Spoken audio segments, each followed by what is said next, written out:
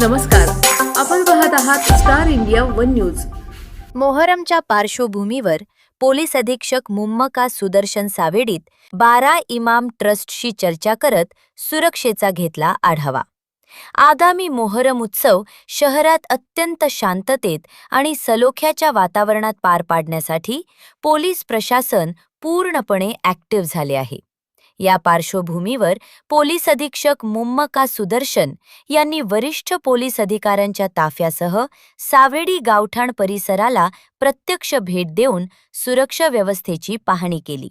सावेडी गावातील मोहरम मिरवणुकीच्या मार्गाबाबत निर्माण झालेल्या चर्चा आणि वादाच्या पार्श्वभूमीवर पोलिसांनी ही संवेदनशील आणि सकारात्मक पावले उचलली आहेत।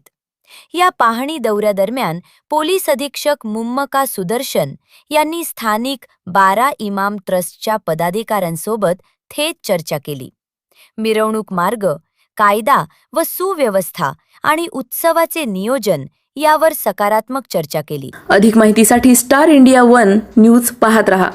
चॅनलला सबस्क्राइब करा आणि अशाच अपडेट्ससाठी बेल आयकॉन दाबा।